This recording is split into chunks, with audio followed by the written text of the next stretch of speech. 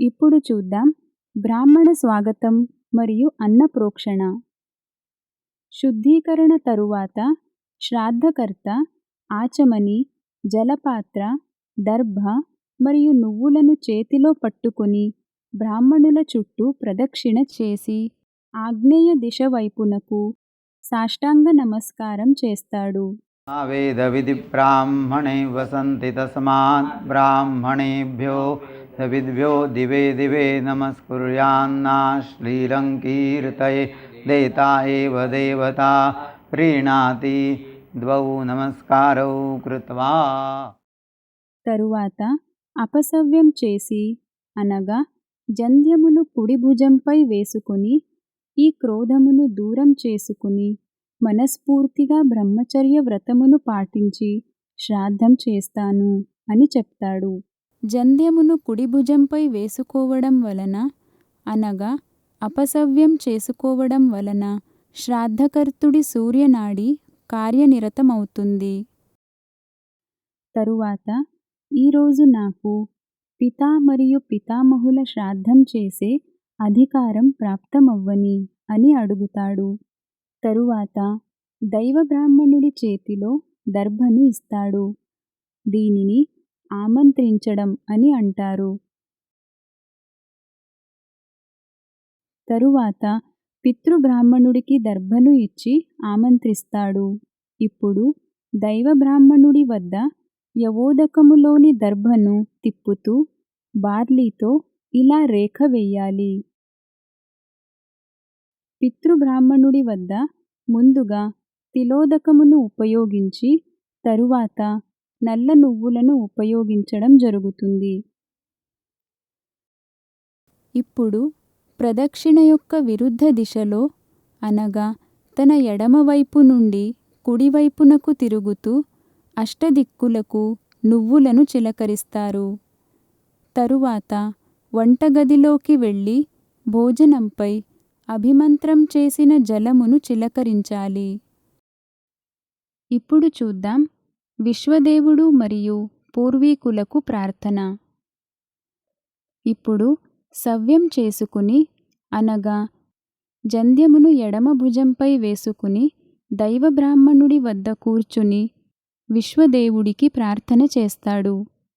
హే మహాబలి విశ్వదేవ, మీరు ఇక్కడికి ఆగమించి ఈ విధిని జాగ్రత్తగా చేయించుకోండి. ఇప్పుడు అపసవ్యం చేసి అనగా జంధ్యమును కుడి భుజంపై వేసుకుని పితృబ్రాహ్మణుడి వద్ద కూర్చుని ఈ స్థలములో వసు, రుద్ర, ఆదిత్య స్వరూపములోని పూర్వీకులను తలుచుకొని నేను శ్రాద్ధం ప్రారంభిస్తాను అని పూర్వీకులకు ప్రార్థన చేస్తాడు. రండి ఇప్పుడు చూద్దాం విశ్వదేవుడి ఆవాహన మరియు పూజ.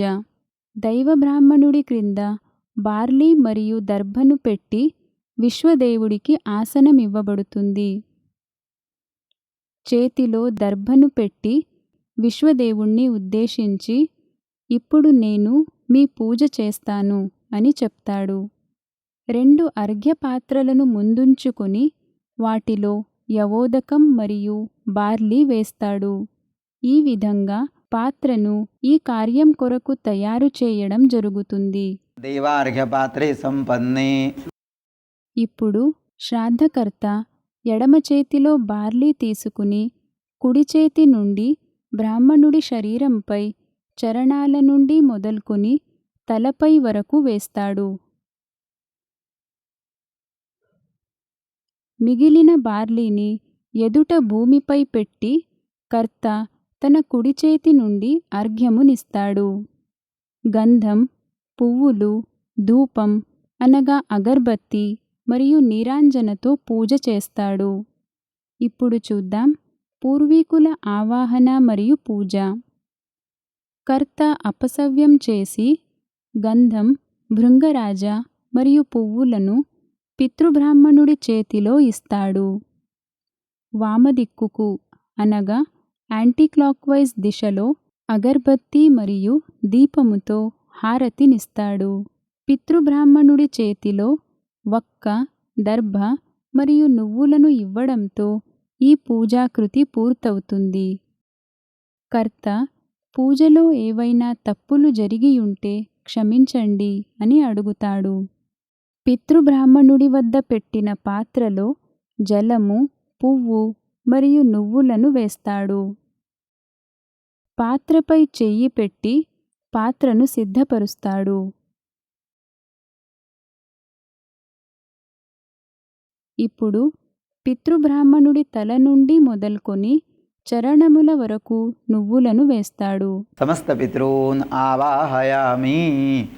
ఇప్పుడు పూర్వీకులకు అర్ఘ్యం ఇస్తాడు. తామహ ఇదంతే అర్ఘ్యం స్వదా. దీని తరువాత కర్త ఒకచోట నిలుచుని ప్రదక్షిణ చేస్తాడు. శ్రీ గురుదేవ దత్త. శ్రీ గురుదేవ దత్త. శ్రీ గురుదేవ దత్త. శ్రీ గురుదేవ దత్త. శ్రీ గురుదేవ దత్త. శ్రీ గురుదేవ దత్త.